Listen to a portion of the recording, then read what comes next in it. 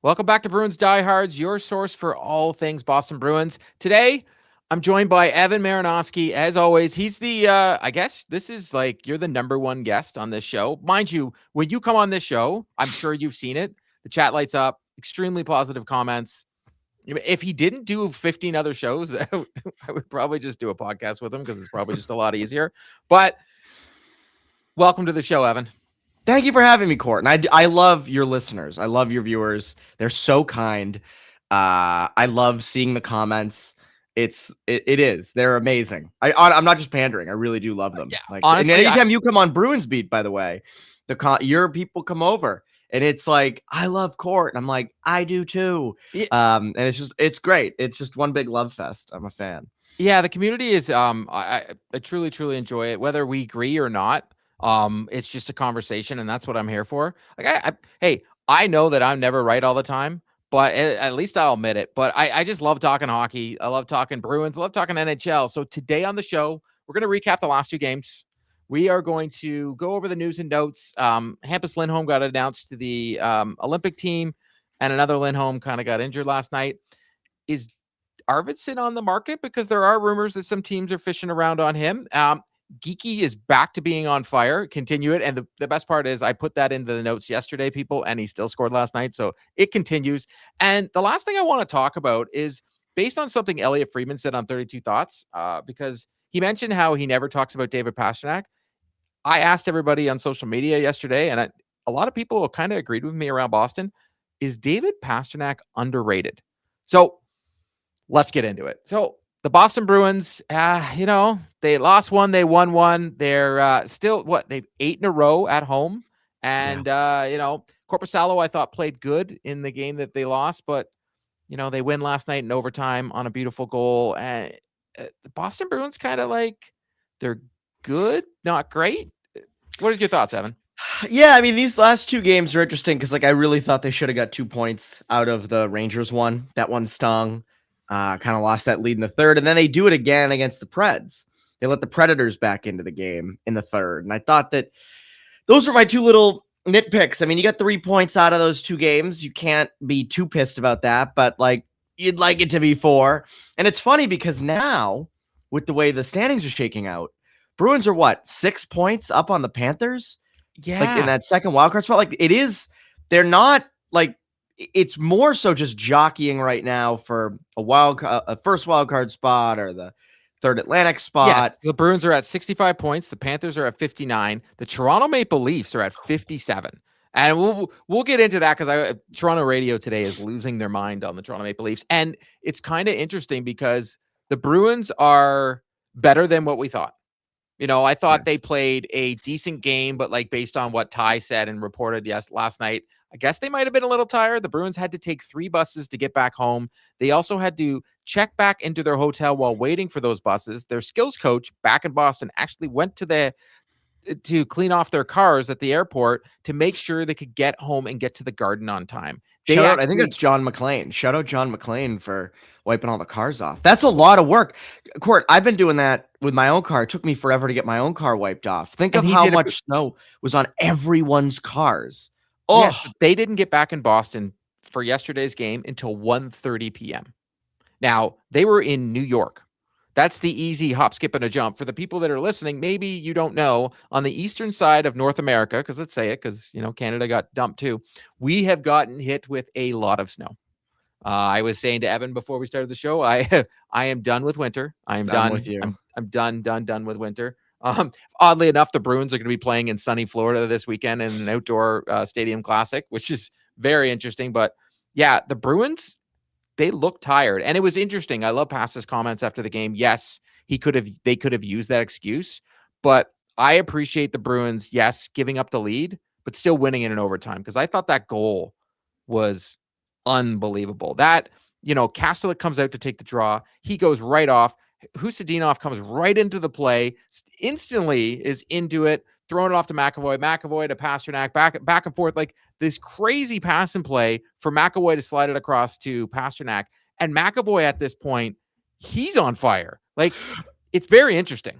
Yeah, there are two things that I loved about this goal. Number one, Hustadinov is like made for 3-on-3 hockey. His skill and his speed, I think, are perfect for it. But what I really loved was McAvoy's on his backhand with a guy on him, and Pastrnak is going to the far post, and he has a guy on him.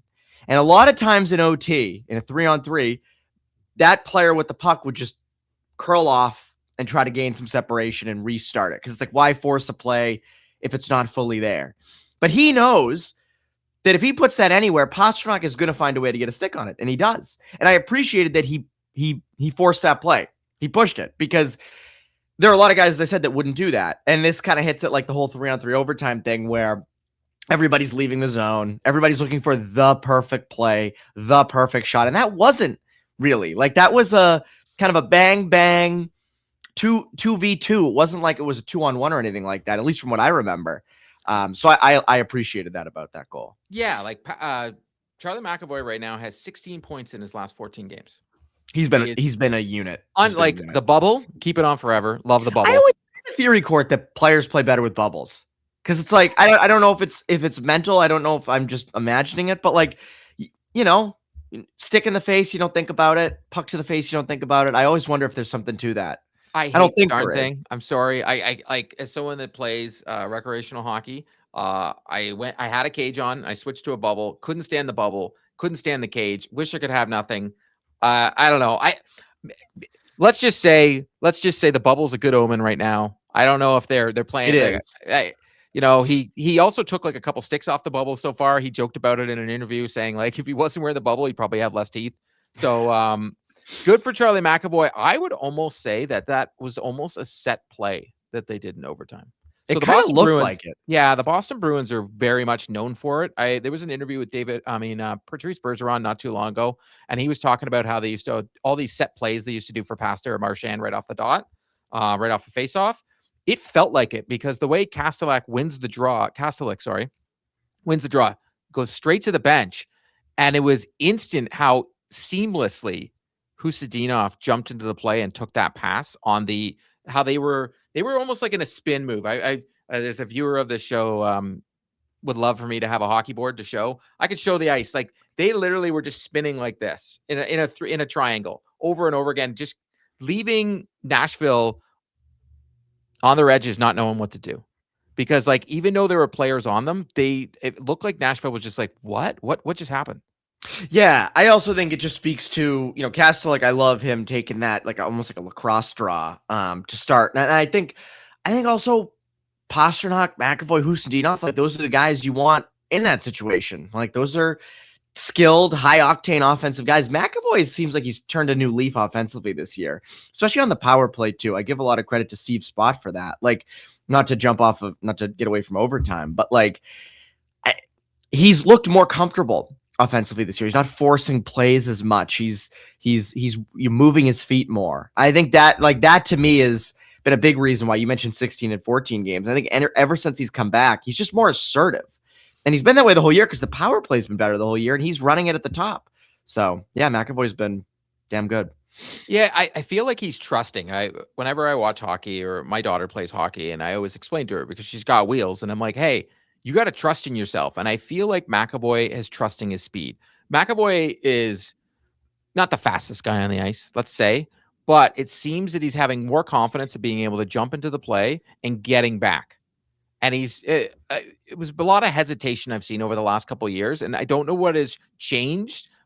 Maybe I should look up an NHL Edge and see if his speed has gone up in these last couple of games, because maybe the loss of weight. I hate saying it, but like maybe it's true. Maybe the loss of weight, and then when he put it back on, it was all muscle. And for some reason, it just seems he's got a little bit more of an edge to him and a little bit more speed, which is allowing to jump into play and having the confidence to get back. But it also could be the man-to-man system that is giving him the confidence. Hey, if I go in and say Elias Lindholm, hopefully he's not hurt, covers back for him, he knows that there's someone there. There's no separation, because in the past, I've seen a lot of defensemen on the Boston Bruins. Torrey Krug was a perfect example, like to jump into the play a lot. And sometimes if Bergeron wasn't on the ice, as much as I love David Krejci, sometimes they had a habit of not getting back and covering the point, and we could get caught, right? So yep. Yeah. I'm seeing a lot of that. And I'm also seeing a little bit more confidence from him with regards to holding the line. He's actually getting behind the puck, so making sure that if the puck comes up the boards or comes at the line there, it's almost like he's in a stance. It's not in a ready shot position to move the puck right away. He's holding the line, holding the puck, so that if he can't get burned as easily. In the past, a lot of Boston Bruins on the power play, for specific, when you mentioned that, they were almost holding their stick in front of them. So what that's causing is if the puck just jumps over very easily, which it can, it's an instant breakaway going the other way for the shorthanded. So I've seen a change in his game. So I think you're right. There's a lot of nuances to what his game has done. And I wouldn't say that Charlie McAvoy is this offensive dynamo. And in fact, when he gets points, I think it's just a bonus. It is. And I think that's like, I remember for years we used to kind of wonder, like, what can he be? What's his point ceiling? And I mean, right now he has 35 and 42 games. Like, that's not bad. Like, I think for him, it's sort of like he's always going to be in that 50-ish point range, just being on the power play, racking up those assists. I also think his frame, he has an interesting frame, and I think that it allows him to protect pucks, to keep pucks away from defenders. Beefy. So yeah, like, I think he's hard to knock off pucks too. So when he gets going, and even if he rounds his own net, or mainly the other team's net, I do think that there's an offensive side to his game that we're seeing, and I think it also comes from more comfort on the power play too. I agree with all the things you mentioned about holding the line and stuff like that. So yeah, it's interesting because the Bruins are their goals per game right now. They're 7th in the league at 3.30. Goals against per game, they're 18th in the league at 3. But it's very interesting. The Bruins always have that game where they get blown out, which adds to their. But otherwise, I think the goaltending over the last 2 games I thought was decent. I thought Korpisalo played pretty good. I thought Swayman played pretty good. Neither played great. They just played pretty good. But I also think that the team in front of them.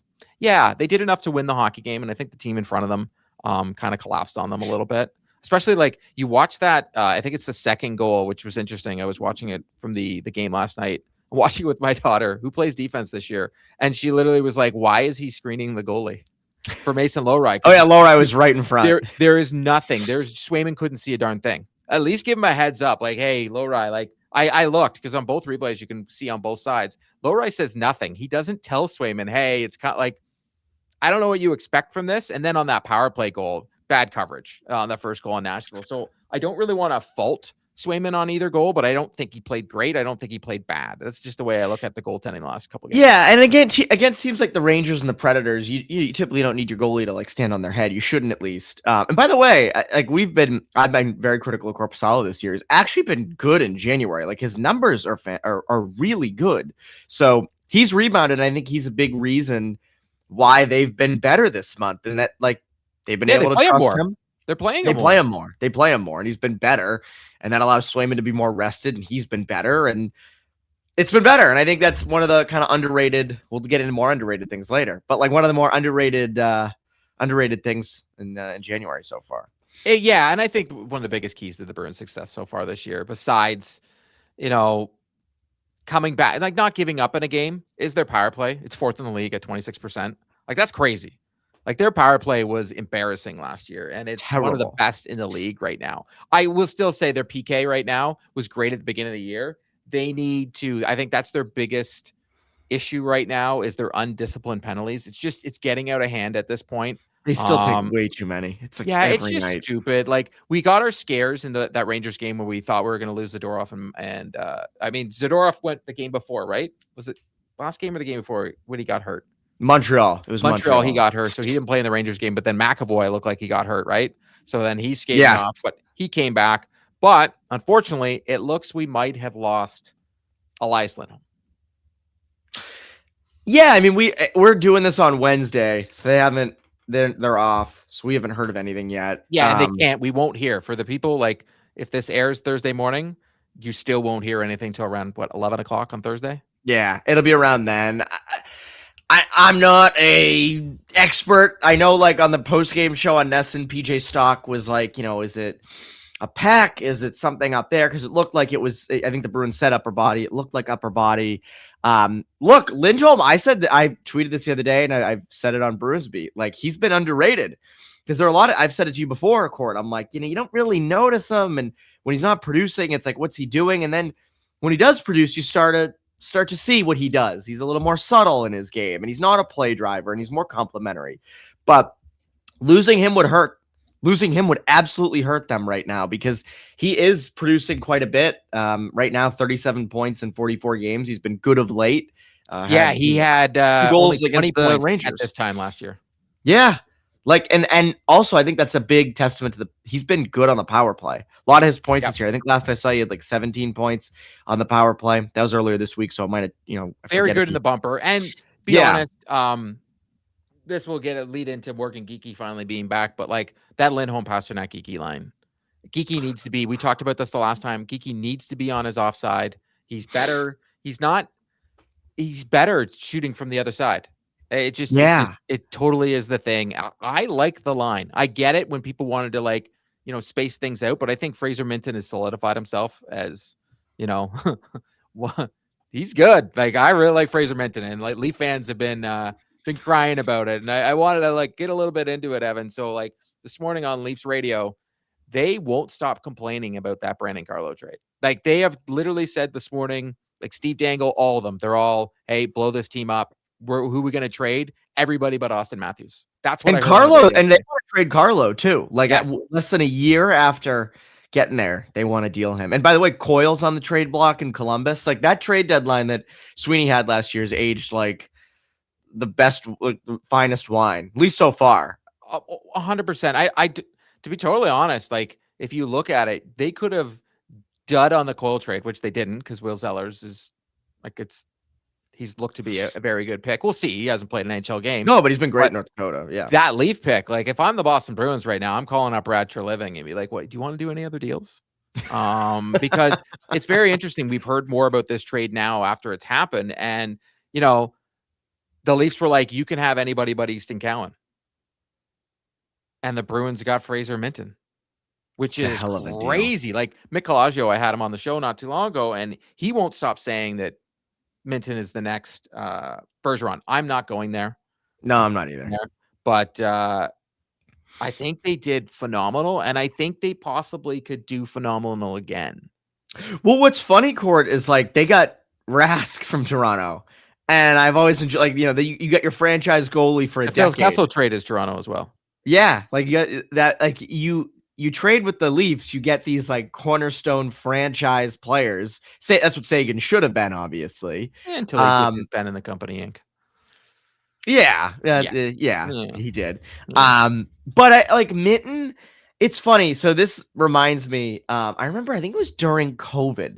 I don't know if you remember this or even saw it. I try and block it out. Well, no, I know, but I think it was Brian Burke was speaking about. He was the GM of the Ducks when the Bruins made the Thornton trade, and he said that he either said to Michael Connell with the Bruins, or he said he would have said this of like, we have 5 untouchables on the roster on the prospect pool. It was like Niedermeyer, Solani, a couple others, anybody else you could have. So the Bruins would have had their pick of like Getzlaf or Perry, or I think Bobby Ryan was there at the time. I'm not 100% sure. But like these high-end young guys that ended up being cornerstones. And not saying that Fraser Minten is that, but hearing that they said, like, you can have anybody but Easton Cowan, and they get Minten, and Minten's been such a fit. I mean, again, 26 points in 54 games in his first full season. Like, he's 7th in rookie scoring right now. He has, Fraser Minten, by the way, has more goals than Ivan Demidov as the Montreal Canadiens. I did not know. I didn't realize that. So, like, I did not realize that. Everybody keeps talking because, like, I collect hockey cards, and Ivan Davidov's card is like through the roof. Everybody wants it. I'm like, right now, Fraser Minten is producing more than Ivan Demidov, and Minten plays center. And by the way, I just noticed this. I'm not a plus minus guy. I think plus minus is good if you're in a league where there are no stats, like youth hockey. You want to use plus minus, fine. There's no advanced analytics. I'm sure your daughter's league does not have advanced analytics. No, we don't even have any stats at all. So there's no goals, no assists, no nothing. They keep nothing. Yeah, wow. Well, you keep it in your head for your own kid, of course. Yeah. But plus minus, Minten's second on the team, plus 17. Like plus 17 as a rookie. That's pretty good. Like I'm not gonna. It supports my argument, so I'm gonna add it. 100%. I wouldn't mention it. Hey, that's what analytics are for. We all have our eye test, and we use analytics to support our argument. So, but I wanted to get back to Geekie. So Morgan Geekie scored his 30th goal last night. That is back-to-back 30-goal seasons. besides Bergeron, Pastrnak, and Marchand, the last person to do it was Glenn Murray. Glenn Murray. Thank you to Ty Anderson. By the way, like if you want to know any crazy stat within seconds, I swear Ty Anderson's Morpheus. So just follow him on Twitter because he's able to throw out these stats within seconds of things happening. But Geekie has in his last 10 games, he's got 5 goals, 3 assists for 8 points. He's got 4 goals in his last 3. I believe I put the jersey up on the wall and the guy's been on fire. I said I wouldn't put it up on the wall. Exactly. Don't take it down. It doesn't stay. It's staying down. In the last calendar year, he has 80 points. He's got 43 goals. Not 43 goals. He's got, I just put it, he's got more goals in the last calendar year than Austin Matthews. That's insane. And he makes $5.5 million a year. So he has, in the last 82 games, he's got 48 goals. Austin Matthews in that same time period has 40. David Pastrnak, only 43 goals in that same time period. It's so funny to me with Geekie because like he should get to 40 this year. He should, maybe even more. And I think I liked his comment on Chicklets when they had him on like a month or two ago, when he was like, man, I should have done another 1-year deal. Should have done another 1-year deal. Would have got more money. He's been a tremendous value add. And I think even if best contract in hockey, would you say? He's locked into 2029-30. I would have to see like the rest of the league's contracts, but he's easily top 5. Easily top 5. I mean, you're getting top line production from a guy making what? 5.5. Second line forward money. Maybe if that. Like think about it. Victor Arvidsson on a 1-year term is at $4 million. Yeah. It's a phenomenal deal. And I give the Bruins credit for it. Obviously, it's a lot of money, so good for Morgan Geekie. You still get a ton. Yeah. And you get stability, which is what he wanted. And he lives in Canada in the offseason, so his money goes farther. Just because he gets paid in US dollars. That's all. Yeah. No, I don't disagree with that. Living in Canada, I just don't want to get into all that. But like it doubles almost as soon as he gets to Canada. Yeah. Look, I think you're right about him playing better on his offside. He's much better on the power play. When he's shooting the puck, he's better. He's a shooter. And he's so good at getting open. I just like, I love watching his ozone shifts because you can watch him kind of leaves the frame or just sort of gets lost in coverage and suddenly, bam, he's open. And there's nobody better at finding open people than David Pastrnak. Like, just fantastic at it. And that's why they're a perfect match. They are a perfect match. Like, Lindholm, you can debate. You know, I don't think long-term he's your number 1 center. I don't think anybody really thinks that. He's a number 2 center, and that's nothing wrong with that. Nothing wrong with that. But Geekie has turned into a legit top-line forward in the NHL. Yes. Like, and when Pastrnak's not there, he's still produced. I know Geekie's coming off kind of a cold streak. It was like a month that he'd gone without a true month. He'd gone without a goal. But, I mean, he's picked right back up where he left off. And he's at he hit 30 goals by January 27th. If you heard when he signed that deal last year, we were questioning whether or not he would come close to 30. We were like, well, if he can give you like 25, you're happy. That's worth it. He's at 30 on January 27th. Like, he's done it. He's done it. And it's continuing that. That's the biggest thing for them. Heck, and what's funny is they were hot even a 5-game span at the beginning of January and didn't get a single point. Yeah. They were hot though, even when he wasn't producing, which I found really funny. And now he's producing and they're still hot. So no, he's plus player. In the month of January to go over those stats, because again, it's very interesting that these guys are playing a different way. Like it's allowing a guy like David Pastrnak to not have to do everything, to be totally honest. Yeah. Even though I've seen him back check a couple times, even though that's not his job, but some people will say it is, but it isn't. I think we'll get into Pastrnak, and I know exactly. in a second, so I don't want. I'll say it now. But like, what's interesting to me about Pastrnak is, I made this comparison the other day with Connor. Brad Marchand, when Bruce Cassidy took over, underwent a transformation. Went from being a agitating middle 6 left winger to, hey, if you take the licking and all that crap out, you can be a high-end guy in this league. And it started with the what was up in Toronto? The not World Cup of Hockey. Yeah, World Cup of Hockey. It started with that, and he kind of underwent that transformation. Pastrnak over the last couple of years has done a similar thing. From, hey, you're not just a sniper, you're not just a goal scorer, you're not just getting set up by Bergeron and Marchand or Krejci. You're setting guys up. You're driving the offense. And he's adapted to that. Fantastic. Like, he holds the team record for most assists in a game. Yeah. Like that his ability to play make is so underrated. I don't want to jump ahead because I hate when people jump ahead. It's all right. It's all right. But it's his transformation to being a playmaker is why they are as good as they are.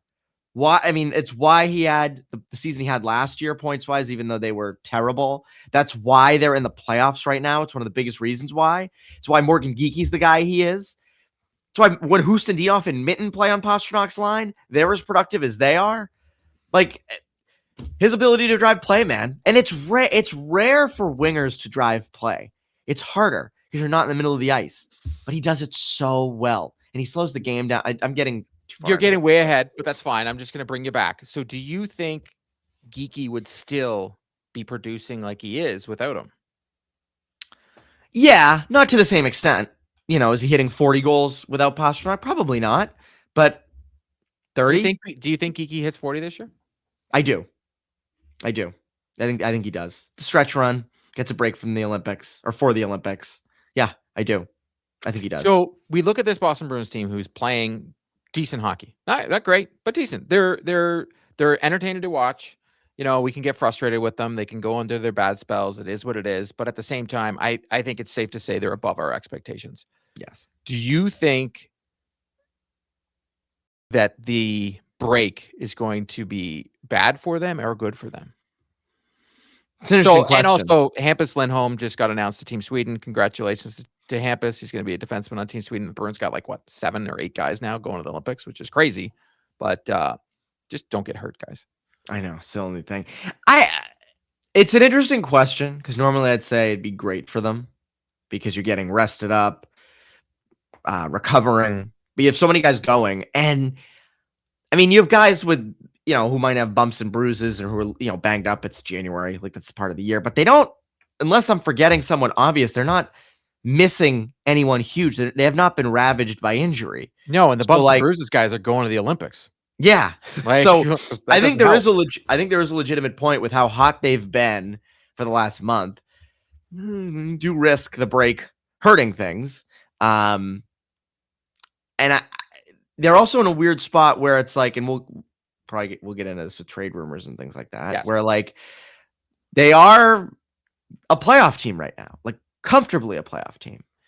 Yeah, which is still crazy because last week they were it was like every other game they were going back and forth.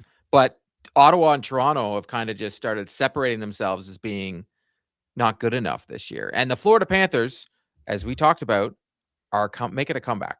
I think they're coming back. So we'll see. Well, that's the thing where it's are we sure the Bruins are going to be a wild card team? I'm not sure of that. They're good right now. Could easily go the other way. The Buffalo Sabres are good right now. Buffalo Sabres are good right now. Now in that third spot in the Atlantic, Montreal fired their goalie coach this morning, and they've dropped down to that first wild card spot. Well, they should. They got Jacob Fowler. Not to be a Montreal podcast here. That kid is a phenomenal goaltender, and Montembeault was good last year, and he seems like he's fallen off. And I know goalies can be finicky, but they've won what? They've won 3 out of their last 5. It's not bad. They just won against the Vegas Golden Knights in overtime. Who Vegas Golden Knights, I think, just go to overtime for every single game. It's unbelievable. I watch a lot of their games. Just every game goes to OT. The Montreal Canadiens, though, are 180 goals for, but 177 goals against. Wow. Yeah, it's bad. The Bruins are 168, the second most in the division. Not second most. The Florida Panthers, 169. But who's the worst in the Eastern Conference? Wow, this is crazy. Just look at this. Most goals against. Toronto Maple Leafs. They're the most goals against? 183. Wow. The Olympic break question's interesting, though. It's probably one we'll dive into more in the next couple of weeks. But It's a legit question. For a Bruins beat podcast. But I wanted to get in some rumors. Yes, this is where we cook, Court. Yes. This is good. So the Boston Bruins, as you just mentioned, they are a playoff team currently.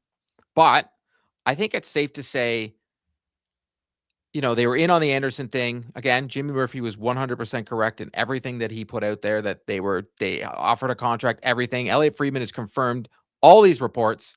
There was a deal on the table. In fact, the Calgary Flames players that night when Rasmus Anderson was giving everybody a hug as they got off the ice thought he was going to the Boston Bruins.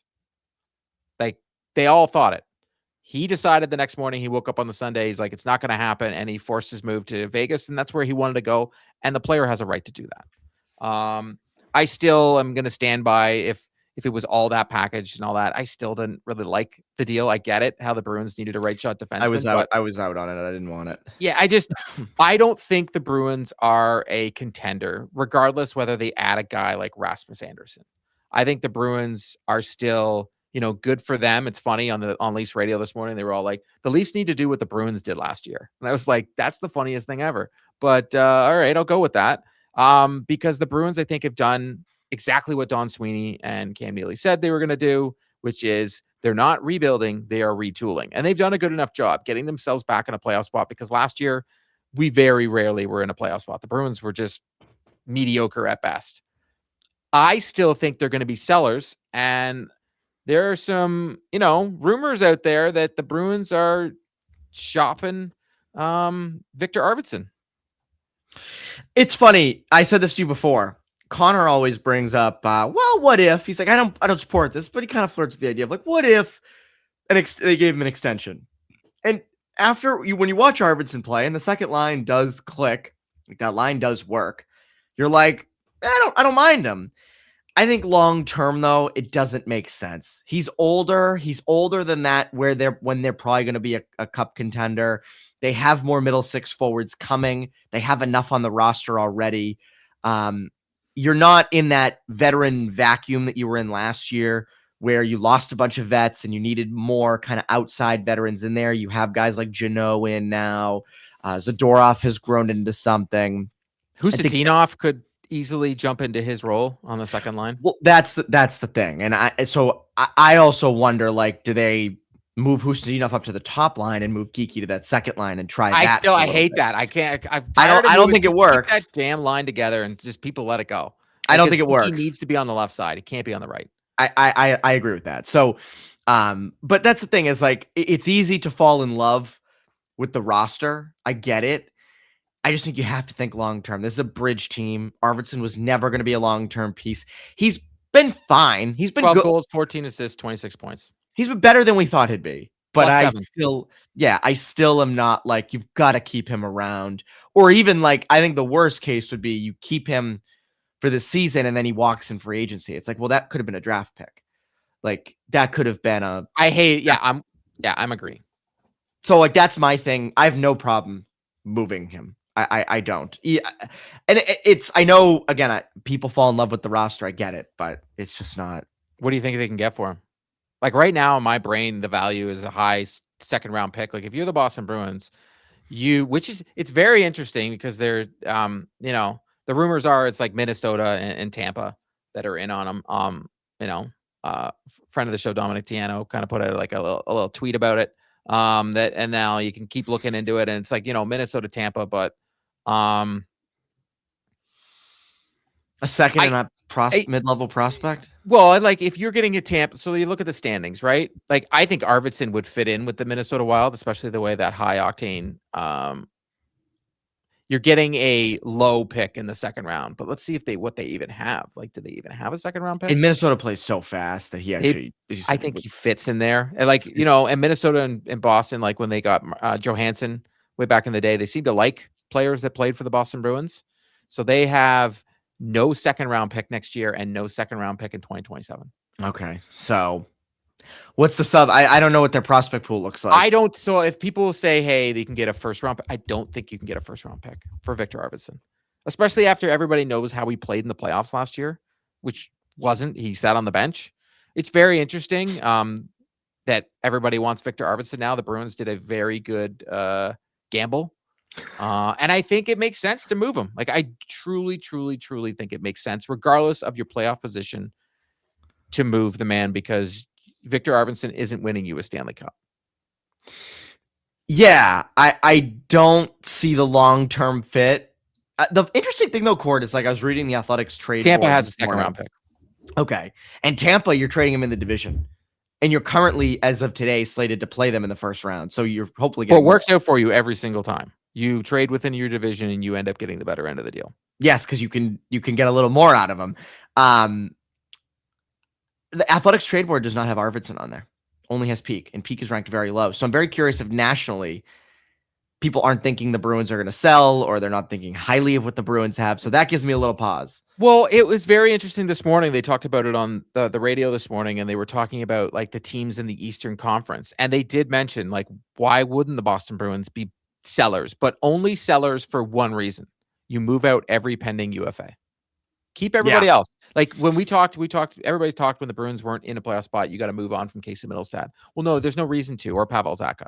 But you keep guys like that. But you have Peak and Arvidsson, I think, are must moves. I wouldn't even say, are you going? I think they're must moves. Peak's a right shot defenseman, so a team might willing to overpay closer to the trade deadline for a right shot, especially for the playoffs. Guy you could hit, throw bodies around, especially if you don't expect to re-sign Peak. Like if the Bruins before then give Peak an extension, or he's willing to take a huge deal to stay here, I think the Bruins do that deal. But I think they're moving on from both those players, unless both players go to them and say, "Hey, I'll give you the biggest team-friendly deal to stay." But I don't think Victor Arvidsson fits into their future plans, especially with how Husadinov is playing. You know, the possibility of Hagen's coming up.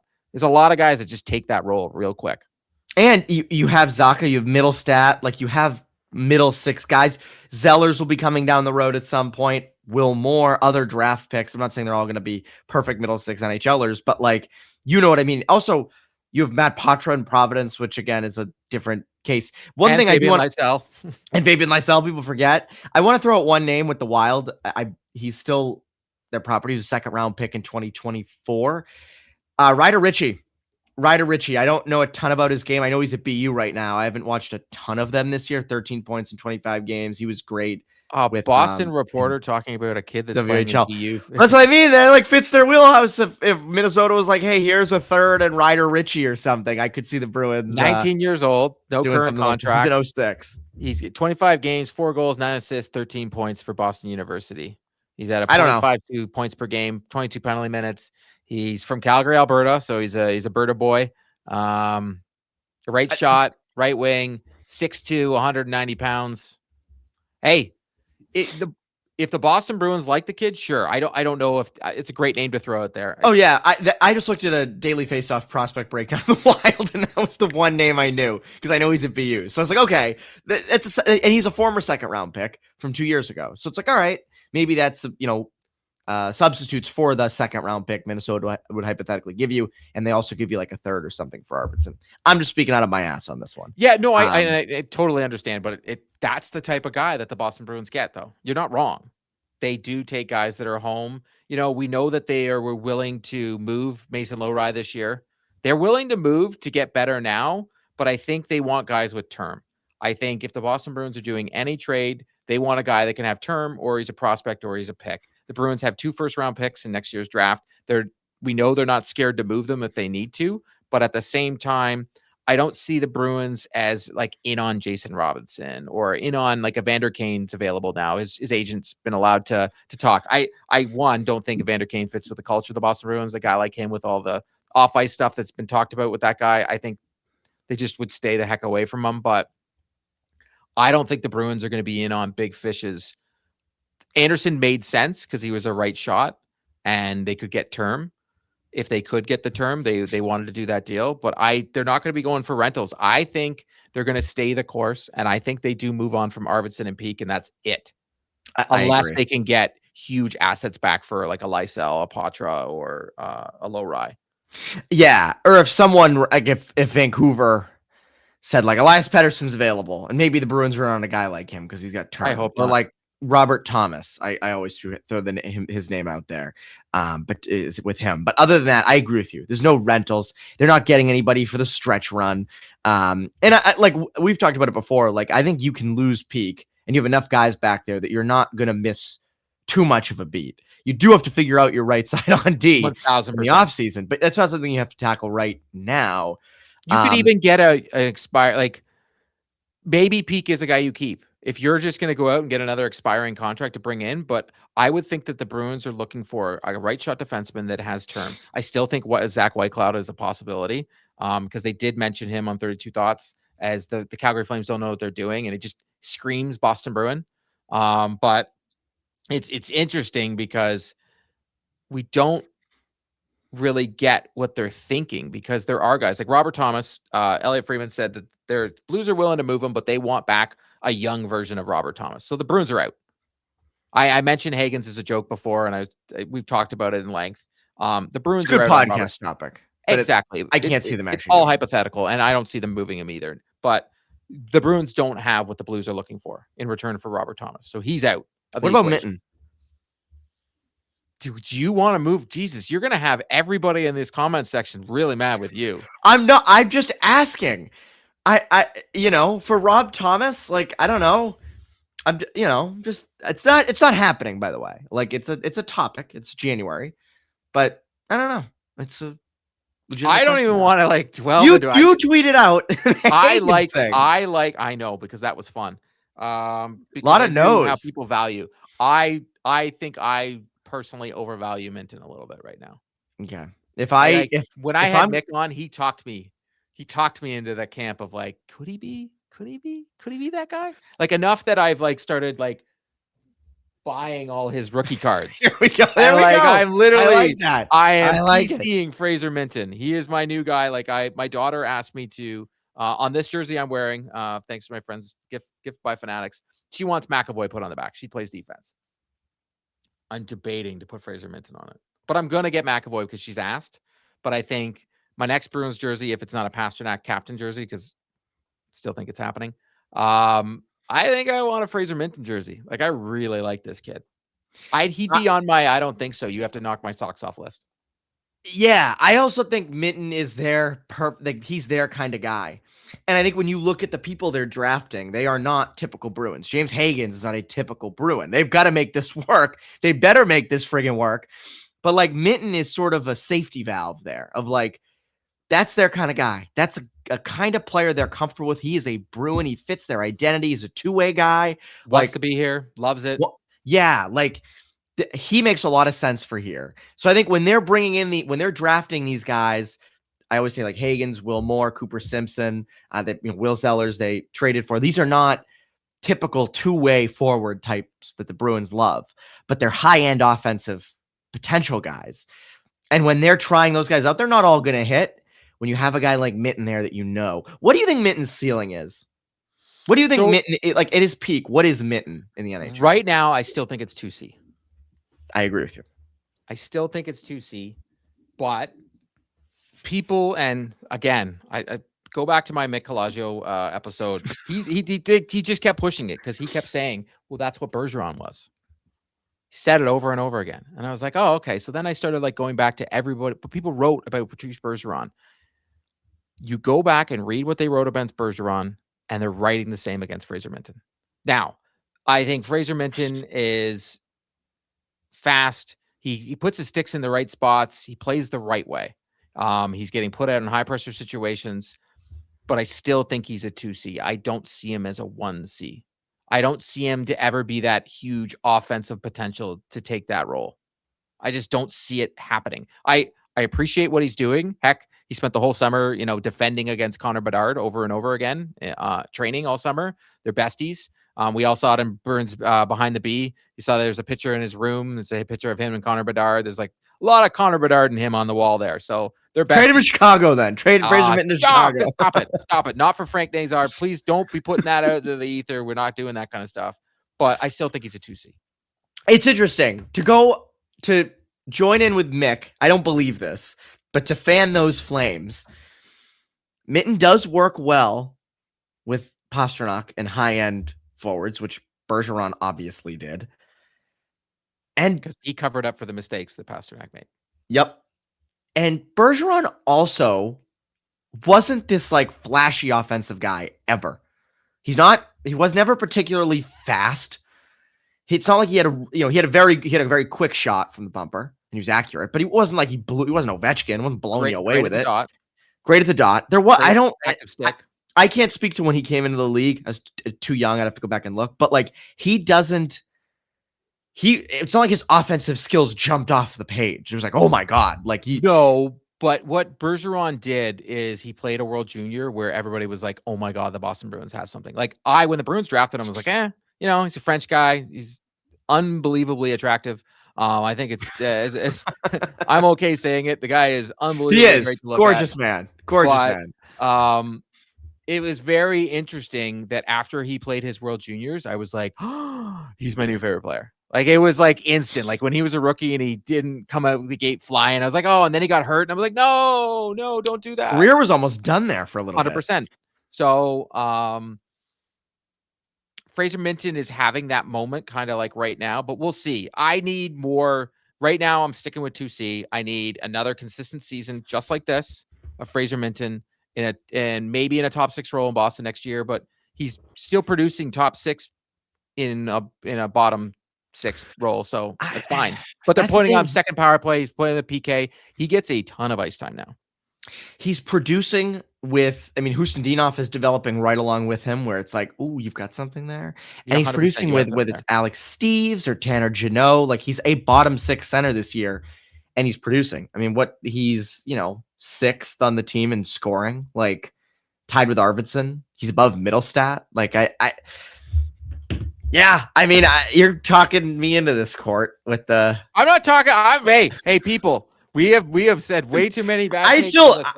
I will still hold though. I'm with you. I think at his best, he's a solid second line center, which is good, which is a very good thing to be, because Hagens is a chance. Will Moore is a chance. Like these are not typical Bruins guys. So to have Minton there to sort of stabilize it is good. The question is, how does Elias Lindholm age? What is his contract look like? Like, how does that fit with their salary? Like, if Minton really takes the next step next year, and Minton's like your 2C, and let's just say Hagens is phenomenal next year, he's your 1C. I don't think that's going to happen, by the way. I think they're going to go Lindholm, Hagens, Minton next year. That's my thing. But like, let's just say, for the sake of a podcast, Hagens pops off, Minton pops off. Are you pumped that Lindholm is making 8 as your third line center? I don't care. I don't care. To be totally honest, because he's still going to be my PK guy, and I'm still going to throw him out possibly in the power play. But at the same time, I think they knew that when they signed him, that eventually that was where he was going to be. But with the cap going up so much, 8 is like 5 now. So what does it matter? Yeah, I guess. We worry so much about what these guys make, and I say this all the time in my comments. The salary cap is going up so much that it doesn't even matter anymore. I know. But it's like, is Elias Lindholm a third line center? No, he's a second line center. But maybe I don't think I will get played. He wants to leave. I don't know. I don't think that Hagens or Minton jump into like they have to be 1 and 2 next year. I don't think that happens. But for argument's sake, it'd be an interesting conundrum for them to But you talked about the Bruins picking players that don't fit into their mold. High octane, high offensive players. Which I like. Agreed. The Boston Bruins have one of the most gifted elite wingers in the NHL on their team, but dare I say one of the most underrated players in the league. So recently on 32 Thoughts, the podcast, Elliot Friedman went out there and said, hey, they were going to talk about the East. He was like, hey, I just want to talk about David Pastrnak for a moment. He goes, I never talk about David Pastrnak. He talked poetic about how great of a player David Pastrnak is and how great he is playing right now. In Pasternak's last 10 games, he has 3 goals, 17 assists for 20 points. He now, like I mentioned before, holds the record for most assists in a game by a Boston Bruin with 6. He has been playing unbelievable in his last 82 games, including last year. David Pastrnak has 43 goals, 78 assists for 121 points. Yes. I didn't realize Connor McDavid in the last 82 games is 139 points. Leon Draisaitl, who some would say better than David Pastrnak, only 119 points. Nathan McKinnon, 135 points. Austin Matthews, the whatever, your captain of Team USA at the Olympics. How does that look for you? 83 points. David Pastrnak, never gets talked about.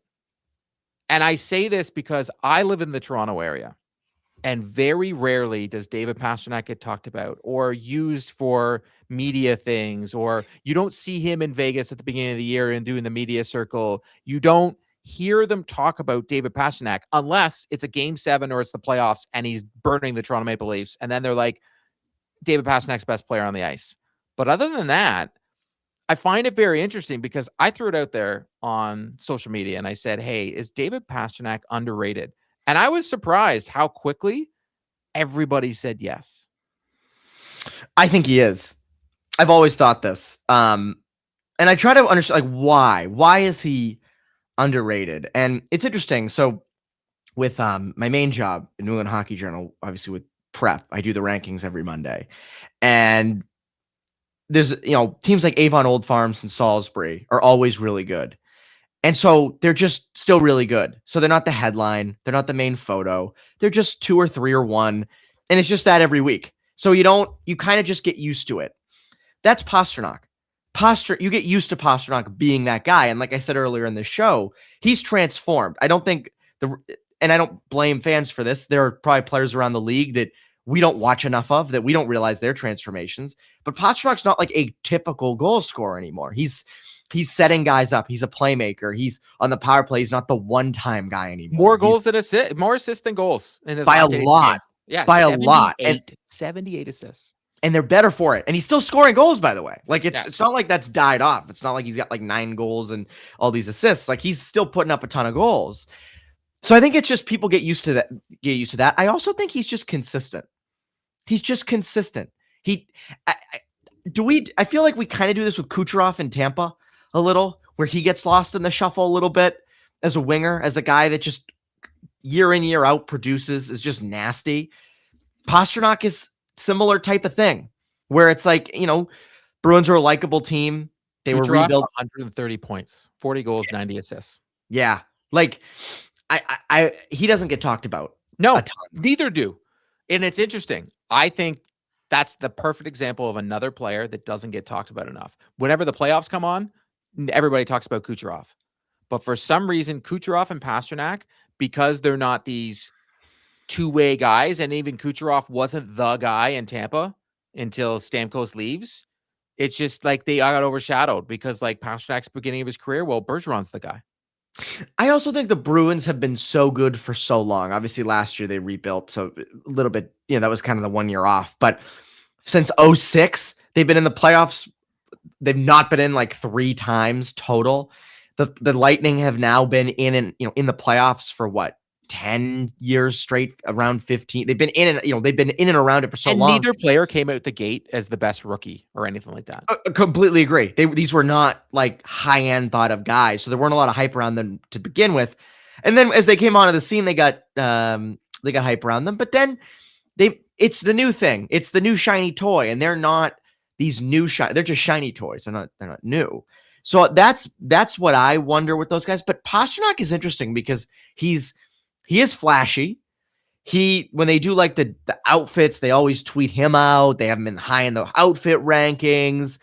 And I say this to you all the time. How has he not been the cover of an NHL video game? How? Makes no sense. He is like when you play NHL, that's the kind of guy you want to play with. 100%. And to me, like, he makes so much sense for the cover.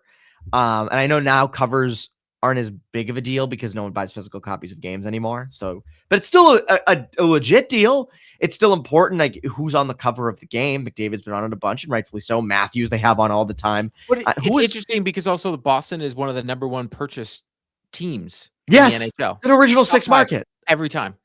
And that's what's funny. Like at least Kucherov's in Tampa. It's Tampa. It's a good market. It's fun. They're successful, but it's not one of the main NHL markets. Boston is. So it is 100%. Interesting that Pastrnak, and maybe it happens to a lot of wingers.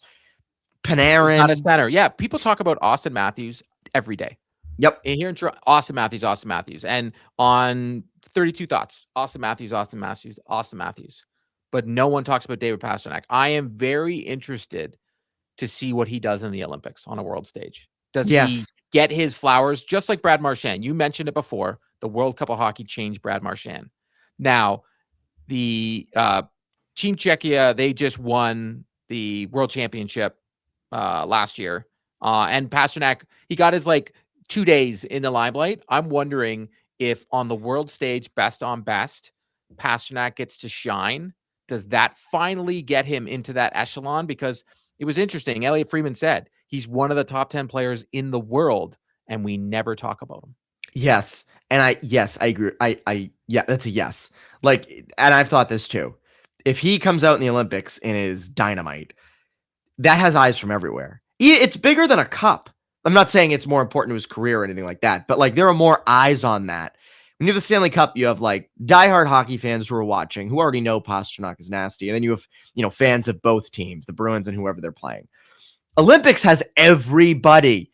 Everybody. I mean, think of what the Four Nations did last year for a Jacob Slavin, right? We knew Jacob Slavin was a phenomenal shutdown defender, but your average fan or your average, someone who isn't as into it as we are, didn't know that he was that good. And now they come out damn, Jacob Slavin is nasty. Also, go the other direction too. Think of what Four Nations did for Adam Fox last year. Yeah. So I think you're going to get that out of Jackson Lacombe. I think for Team USA, for you guys, I think people are going to be like, oh, why wasn't it Lane Hudson? And then he's going to play. And they're like, oh, okay, that makes sense now. I agree. And I think for someone like you, it's Thomas Harley. I like Thomas Harley a lot. I think he's great. And Jake Sanderson, even for the US. I think also for us, we're going to have a Nick Suzuki come out party. I think his two-way game, people are going to be like, oh my God, he's the best in the bottom six. Why? Where did this guy come from? I think there's going to be, we already have McDavid. We already have yeah, it's easy to say. We have the 3 best players in the tournament. We have Connor McDavid, we have Nathan McKinnon, we have Cam McCarr. The 3 best players in the tournament play on Team Canada. But I said this before, Team USA has better defense, and I think they have better goaltending. And heck, I think it's interesting because they're saying this in Toronto a lot. They keep saying Jeremy Swayman has a chance to be number 1. But that's the time for another podcast leading up to the Olympics. Craziness. But I think David Pastrnak, being what he is, we still get people in this market in Boston, the Boston market as a fan, and the hockey market, that still say he's terrible and they should trade him. Well, you know what it is, Court? When you have sports talk radio saying this and lazily kind of just saying, yeah, deal him for Brady Tkachuk. Who would you rather have? One of the Tkachuks or David Pastrnak? I want Pastrnak all day long. Exactly. But it's I want the hard, tough, in the playoffs, tough to play against. By the way, Pasternak's numbers in the playoffs are awesome. Unbelievable. People don't. That's the other thing too. I can pull those up. It's in the playoffs. David Pastrnak has played 90 games, 39 goals, 48 assists, 87 points. He's almost a point per game player, and he's a +2. Yep. And what's funny with him around here is because he doesn't play that, gritty power forward two-way style of game, people, you can't win with a guy like that. And you also have that is a very good Connor accent. Exactly. I'm thinking of Connor as I say this. What happens is, and this happens with everything, and I don't mean to crap on other people, but sports radio, more people listen to sports radio because it's on in the car than they do podcasts. And on sports radio, you have people knowing a little about a lot. That's what that is. So you go off narratives. Unless Ty's on the radio. Yes. I don't include Ty in this, 100%. But the consistent everyday shows in Boston, and this is probably every market, it's you're trying to get people to call in, and you're trying to drive ratings, and you get people riled up, and that's when they do the Pastrnak isn't good for the playoffs, so you should deal him for a Brady Tkachuk or find a way to do that. And the average person who's not a diehard Bruins fan, who let's say in Boston they're mainly a Pats fan, and they like watching hockey from time to time, and they tune in during the playoffs quite a bit, they're not following it that closely. It's like me with the Celtics. I'm not I love the Celtics, but I don't watch every game. I'm not super into them right now. I start to pick back up in the playoffs.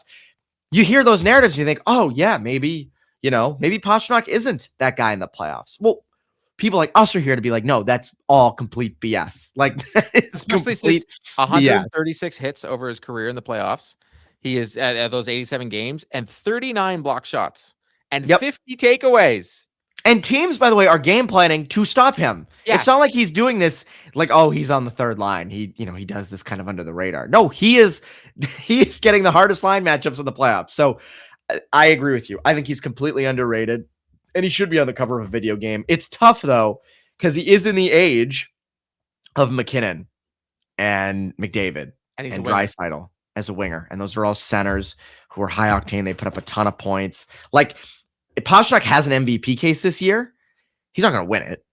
Like, to me, it's actually Celebrini. I think Macklin Celebrini. I agree with you right now, but as we would be remiss to say, what about Nathan McKinnon? Because that's Colorado. I know, but I shiny new toy. I would say if the Boston Bruins finish in the top 3, not wild card, there has to be at least every Bruins media voting for that man. At least like I hate how the trophy's given out, to be totally honest. I agree with your Celebrini, because if San Jose gets in, I think it's a foregone conclusion. But it feels like the Norris Trophy, where they just give it to the guy with the most points, when the actual award says the most valuable player to his team. Yep. Yeah, and that's why, like, we definitely take McDavid for granted. We just kind of expect him to do this every year. His numbers are absurd, over like 90 points. McKinnon with the Avs, I mean, they're a wagon. So, like, I do think McKinnon probably, I haven't looked at the odds. I would assume he's the favorite right now. But, like, yeah, Celebrini is, and it's sort of like coach of the year. Like, the Jack Adams doesn't get really dealt to. Well, that's the one you don't want. You get that. It isn't. But that's the one that, like, it's the coach who does the best job, does the most with, like, the least. Yeah, they actually give it to the right person. The Jack Adams is given to the right coach most of the time. Yes. That's exactly what I mean. It's like, it's who's kind of dragging their team through. And that's who it's given to. MVP, it's or Norris, is like, who has the most points, or it's like, who's the most points even for MVP as well. So it's very weird, but I think it's safe to say we both think he's underrated. But I want to hear from all of you. Let me know in the comments. Do you think David Pastrnak is underrated? I want to have a discussion around it, because I would think with this community, we're going to have both sides of it. But I also think a lot of people are going to say no, but that's because we talk Bruins all the time, which is totally fine. I just want, a great conversation around it. I want to thank Evan, as always, for stopping by. One of my favorite people to talk to, always willing to help out. I'll put the link to everything Evan does in the description down below, because there's a lot, but he does a great job at everything he does. I also want to, thank all of you for watching. It's been, this is a brand new year. We got a stadium game this weekend. It's going to be a lot of fun, but as always, click, like, subscribe, and I truly appreciate every single one of you. Thank you.